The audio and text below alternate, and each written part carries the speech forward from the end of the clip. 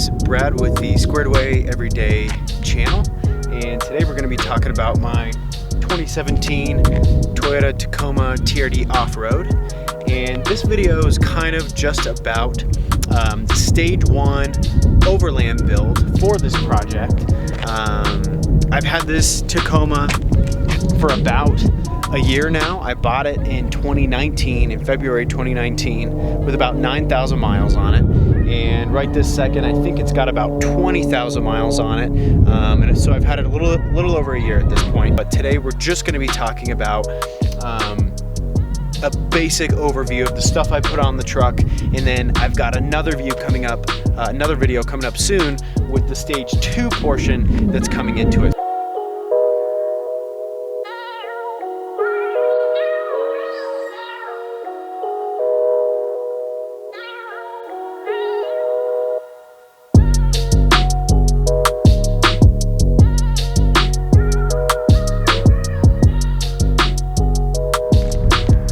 Okay, so for starters, what came on the truck was the TRD Pro grill, along with I had the TRD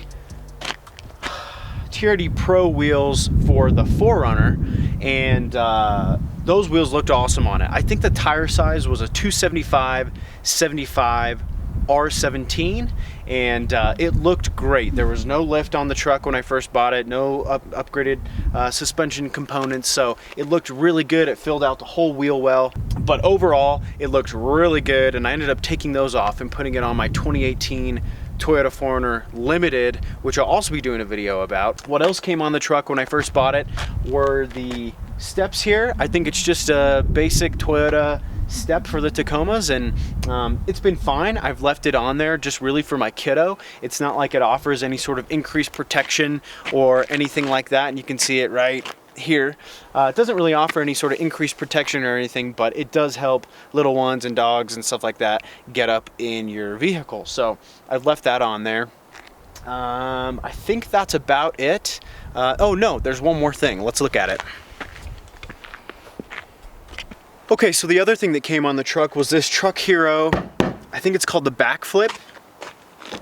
Yeah, it's the Truck Hero backflip, and I really like this tonneau cover. I think it's called the tonneau cover. I really like it. I never had one on a truck before, on any of my previous trucks, and I really liked this addition just to kind of keep your stuff safe. It's not a soft top, it's actually a hard top, and the way that it actually sets up, let's see if I can get it in frame here. If you need to use the bed,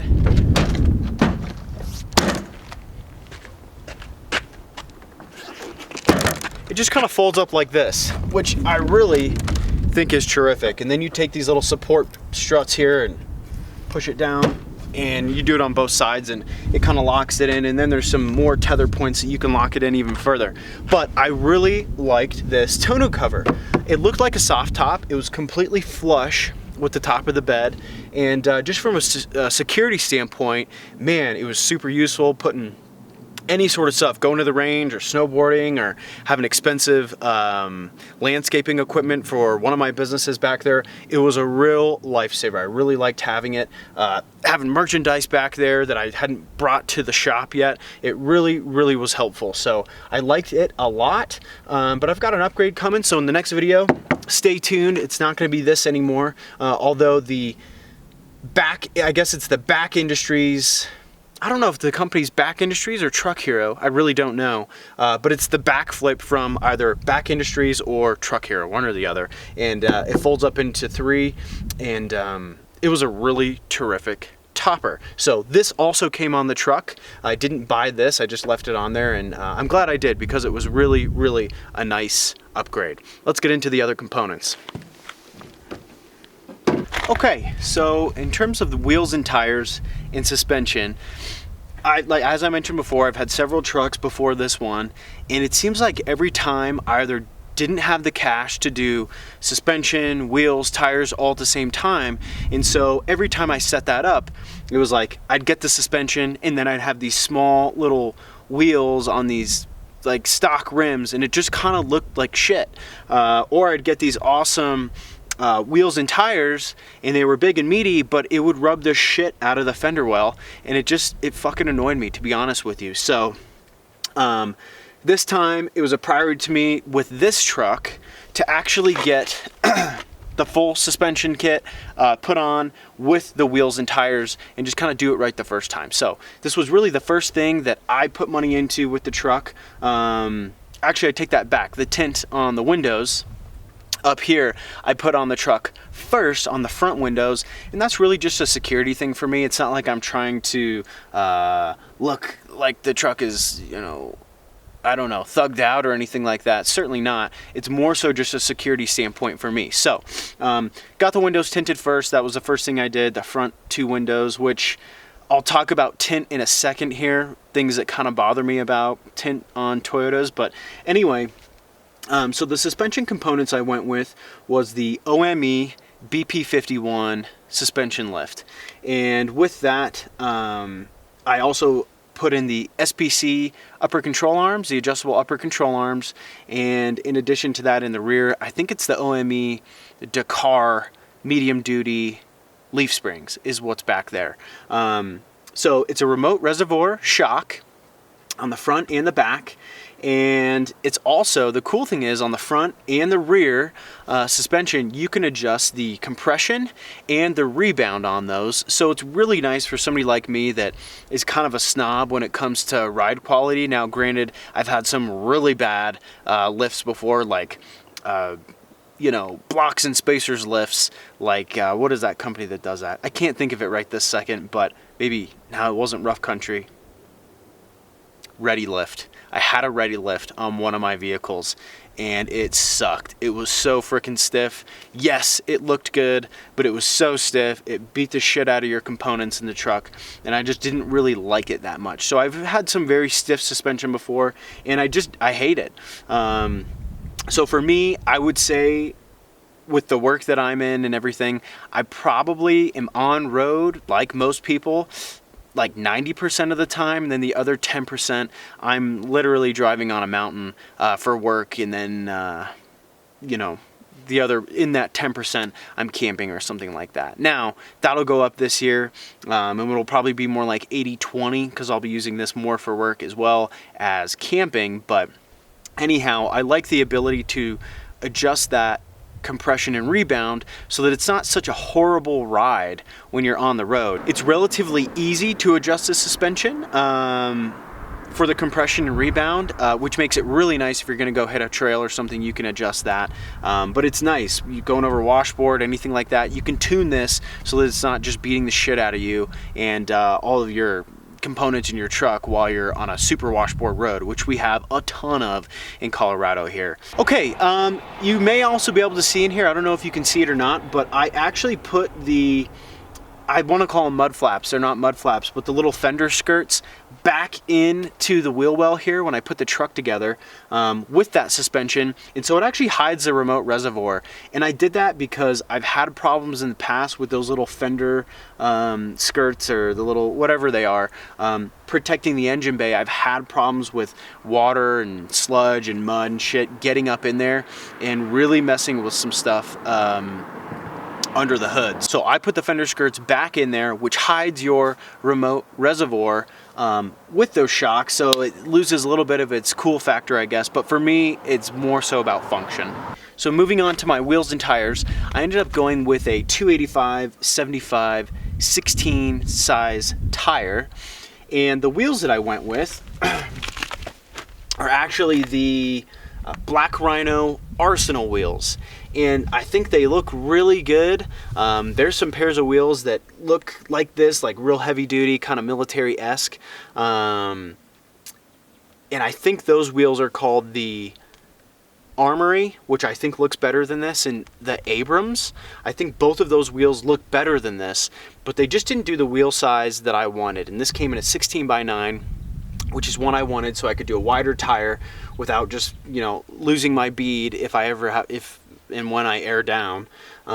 So yeah, so we went with the 16x9 wheel, and this is again the Black Rhino Arsenal. And then the tires, we did a 285/75/16. I believe on these wheels, it's got a -10 backspacing on them. So it pushed it out just enough to where I didn't have to do any sort of trimming. No body mount chops, nothing like that. I didn't have to trim anything. I took the front mud flaps off, and that was about it, really. Other than that, it's all just stock. Nothing's really trimmed up in there. I had to trim those flaps a little bit to clear the remote reservoir hose, but other than that, nothing has really been trimmed for the suspension components, the wheels, or the tires. And I believe this tire is like a 33.16 inch tire, something along those lines. So it's a 33-inch tire, and I've had to do no trimming, which for me is really nice. Yes, I'm into this kind of stuff, but at the same time, I really hate cutting my shit up. Especially when it's this new. So anyway, that's what we've got rocked for the wheels and tires setup. And as far as these wheels go, or I'm sorry, the tires, they're the BF Goodrich KO2s, which are super popular in Colorado, and for good reason. They're quiet on the highway, they're quiet on the road, and they get really good traction in the snow, terrific traction in the snow. They're actually a severe rated snow tire. So they're just a terrific tire for where I live, up in the mountains in Colorado, and I've been really happy with it. Okay, so again, I'll do a more detailed video on the suspension, on the adjustable upper control arms from SPC, and all that stuff in a different video. This is kind of just a basic overview of my Stage 1 Overland Tacoma build. Okay, so I mentioned the tint briefly earlier, and whenever you tint a Toyota, it's a really difficult endeavor to get the actual hue of the tint matched with whatever you're tinting. So for me, it already came with this stock tinted glass in the back, which is it's a really nice looking tint. It's kind of a brownishy hue in my opinion, in my color spectrum of my eye. And then in the front, I put a high quality 3M tint up here, but you can never really get it to match right. I don't know, maybe you guys have a tip out there for getting this match better in terms of the actual hue of the tint. But to me, this is kind of like a brownishy green tint in the front for the front two windows, and in the back it's more of just a brown tint. So something that kind of bothers me, but it just is what it is. I think on this front window I didn't go too dark on it. I think I just ended up doing, maybe it was 15 or 20%. And so typically when you tint windows to match to the rear is going to look darker. So you tint the front just a bit darker so that it kind of looks like it's the same tint across both. So I think this is like a 15, I want to say. And then back here, I don't really know what it is because it just came from the factory, but that's what I ended up going with as far as the tint. So let's talk about the lighting components that we put on the front of this truck here. And for the most part, these DRLs are just stock from Toyota. It's just the basic daylight running lights up to the 2017 model. The headlights that I'm running right this second are the Flex Beam X headlights, and I just bought these off of Amazon. It's a really terrific bright LED if you're looking for LED headlights. And I think the output on them is around 5 or 6K. Me personally, I'm not one of those people that really likes the white or blue headlights that come out.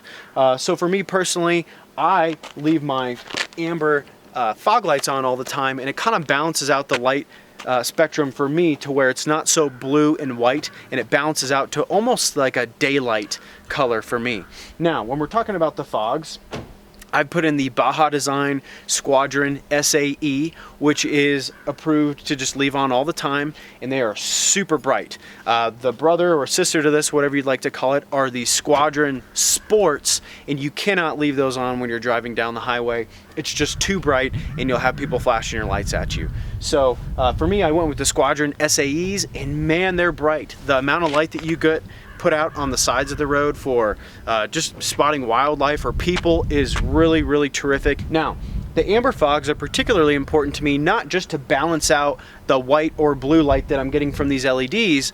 And again, that's a personal preference thing. It's totally up to you if you like that or not. I personally just don't like that as much, and I feel like I can't see as much in terms of contrast on the road.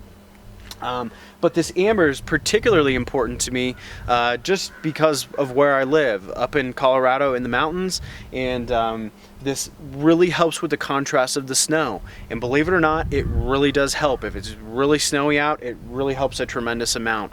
When we're talking about the high beams, it's also the Flux Beam X is what I have in here. And when you turn the high beams on, I'll show you.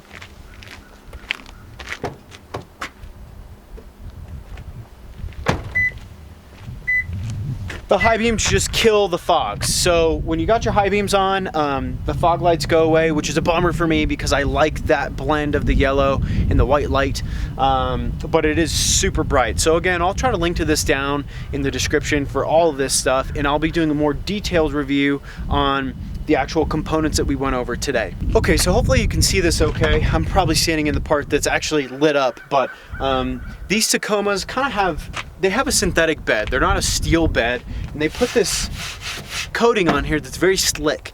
So typically I have the rubber Toyota Tacoma mat just from stock from Toyota, and that helps a lot from things shifting around back here. Right this second I have that pulled out. I was cleaning the bed out for again some upgrades that I'm doing to the truck tomorrow, so that'll be in the future video, but that's that as far as the actual truck mat.